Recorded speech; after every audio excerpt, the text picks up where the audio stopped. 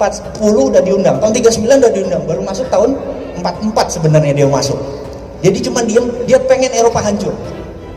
Dan pertemuan beberapa bulan sebelum D-Day dipanggil 17 negara yang bakal menang perang di kota kecil di utara Boston yang namanya Bretton Woods.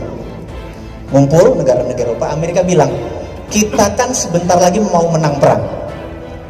Betul ya? Betul, kata mereka gitu. Kita tidak ingin ada perang dunia ketiga. Setuju? Setuju, bener nggak? Ini orang udah lemes semua negara Eropa, bener nggak? Amerika kan nggak masuk. Untuk itu kita harus punya standar ya. Mulai sekarang dunia harus punya currency. Setuju? Setuju. Namanya dolar.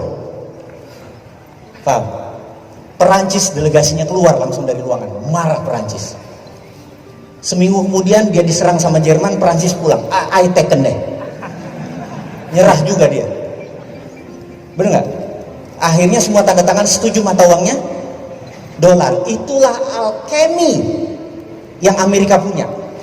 Bener? Ini nih harus ingat nih. Kemudian kita harus mempunyai World Bank. Berdirilah World Bank.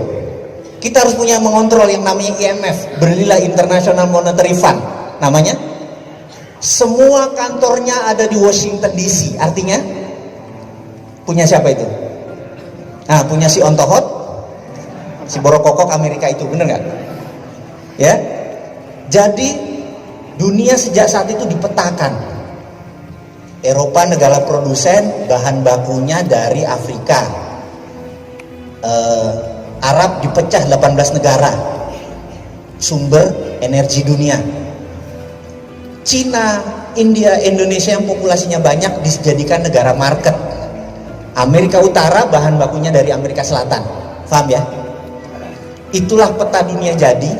Suatu hari lagi Amerika fokus menguasai Timur Tengah, karena when you control the oil, you control the country gitu kan. Dia mengontrol minyak untuk mengontrol sebuah negara. Fokus di Afghanistan. Cina membangun infrastruktur. Betul ya? Dari negara market, toto menjadi negara produsen. Toto Cina menjadi negara tadinya imitating, peniru, menjadi negara innovating. Bener nggak? Amerika kaget, toto Amerika udah Cina udah segitu besar. Jadi melenting si Cina ini. Pertanyaannya, kok bisa? Bener nggak? Bener nggak? Kan kita kalau belajar sampai ke negeri Cina, mau dibuka nggak rumusnya nih? Mau dibuka? Terakhir ya. Kalau kebanyakan bayar soalnya. Saya kasih rumusnya. Dunia punya jurus ekonomi. Tadi Pak Mastri bilang paling jarang ngomong di Mayah ini adalah tentang ekonomi. Jadi minta izin boleh ngomong ekonomi sedikit ya. Tahun 1931 dunia itu resesi. Teori Adam Smith mati. Lahirlah seorang John Maynard Keynes. Keluar teori namanya Keynesian. Keynesian punya dua nabi.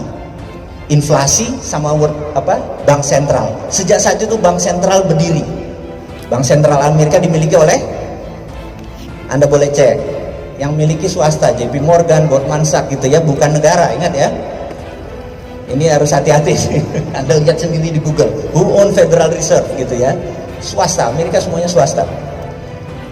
Tahun 2008, tahu-tahu ada subprime mortgage, JP Morgan, Goldman Sachs, tahu-tahu bangkrut semua. Bener ya? Anda tahu cerita itu?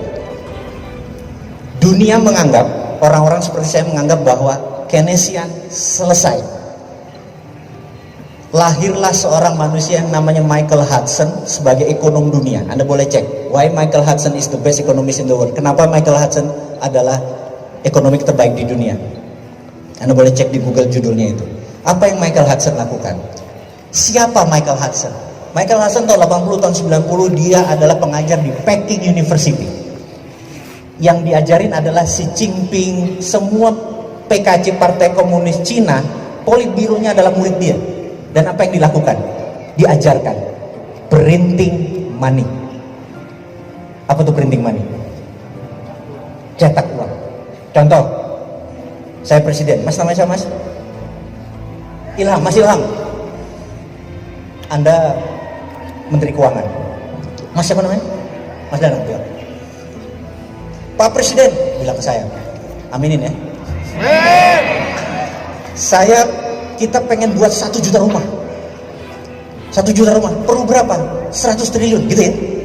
Saya bilang, Mas Ilham, 100 triliun print mas, 100 triliun kasih dia. Apa yang ada di kepala Anda? Inflasi. Anda masih Keynesian, nabinya masih sana. Di kepala Hudsonian gak ada inflasi. Kenapa gak ada inflasi? Print 100 triliun, kasih, nanti orang gak usah pakai bunga, bayar utuh, begitu balik uangnya ada langsung bayar, begitu masuk mas bakar duitnya. 5 tahun kemudian barang ini jadi, orang beli tanpa bunga, kemudian uangnya masuk lagi ke negara, dibakar. Inflasi nggak? Underlayingnya adalah 1 juta rumah tadi, betul. Jadi Cina punya 2 mata uang, satu renminbi, satu yuan. Renminbi itu dicetak suka-suka dia selama ada proyeknya, paham? Mulai paham? Dia nyetak apapun cetak kaya, bener nggak? Dan dia bikin, karena itu tahun 90-an, tahun 2000 dia cetak segede-gedenya. Punya 2 mata uang, dan renminbi nggak pernah keluar, yuan keluar. Yuan pakai peraturan internasional, nyetak duit harus pakai dolar atau emas. Tapi renminbi dicetak berdasarkan project, itu underlyingnya. Inflasi nggak? Tidak. Setuju ya? Itu teorinya Hudson. Lalu gimana yuannya supaya kuat? Gimana caranya? Gini caranya. Ini kita Cina nih, kita kirim Mas Fatur. Anda, ini Indonesia nih sekarang, kita pemerintah Indonesia. Rupiah kita supaya kuat gini. Kamu pergi ke Papua Nugini, cari orang di sana siapa yang calon pemimpin. Kayaknya di sana ada lurah, ada wali kota yang mau jadi presiden. Pepet. Contoh dia. Cari orang yang dekat yang bisa mempengaruhi dia. Anda cari mas, setahun kemudian, oh ini bekas dubes nih, oh masuk ke sana, oh ini orang kayaknya deket, pepet. Bilang, kerjain semua proyek, pokoknya uangnya ada, pokoknya lo kerja aja gitu ya. Contoh dia. Ke Papua Nugini. Jangan senewan dulu pak. Kemudian Papua Nugini punya proyek 100 billion dolar, bener nggak? Oke, 100 billion dapat ya, 100 billion. Ini intelijen kita nih, namanya infiltrasi masuk ke negara Papua tadi. Nama siapa? Namanya Larry pak, orang yang dekat itu pak. Sekarang tadi wali kota, sekarang udah perdana menteri pak. Oh siap, gitu kan? Oke, 100 billion tadi kita print rupiah, Krakatau Steel nyala, pabrik bata nyala, semua nyala. Kita bawa ke Papua Nugini utuh. Barang Indonesia gak boleh ada pegawai Papua Nugini kalau perlu, bener gak? Begitu barang jadi, balik lagi, Papua Nugini bayar kita pakai dolar, bener gak? Begitu dolar masuk, rupiahnya yang sama dibakar. Naik gak nilai rupiah? Ngerti gak? Udah mulai paham? Indonesia nggak pernah digituin. Indonesia negara yang kuat, setuju ya? Nggak ada itu Papua Nugini. Yang goblok itu Papua Nugini, bener nggak? Setuju ya? Anda udah mulai mikir nih kayaknya. Ini revolusi nih. Udah mulai kebayang, begitu kita tidak ngerti cara ngelola negara, kita dikerjain oleh negara lain. Setuju ya? Nah, terakhir Bapak Ibu, sebenarnya untuk membuat negara ini jalan, rumusnya cuma 2. Kalau Mas Fatur Anda jadi presiden mas, 2 aja kebijakan Anda begitu hari pertama Anda jadi presiden. Nomor 1, buat kepres ke peraturan presiden, siapa saja yang ngeluar uang ke luar negeri tanpa beli barang apa segala macam, penjara 2 tahun mas. Itu namanya flight capital, betul ya? Keputusan kepres kedua, mulai hari ini jam 24.00 bunga deposito 0. Mas, kalau Anda punya 1 triliun, setiap tahun Anda dapat 50 miliar, betul ya? Toto jadi 0. Kira-kira apa kepalamu pikirnya? Apa yang kamu pikirkan kalau deposito bunganya 0? Kalau keluar tangkap, bener nggak?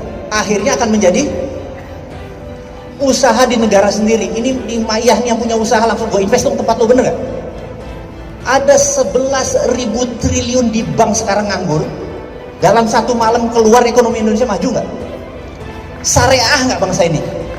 Berkah nggak? Nggak ada riba, betul nggak? Udah nggak ada riba, berkah, ekonomi maju dalam semalam, bener nggak? Gitu aja kok repot, bener nggak? Bapak Ibu mohon maaf jika ada salah. Terima kasih buat waktunya. Wassalamualaikum warahmatullahi wabarakatuh.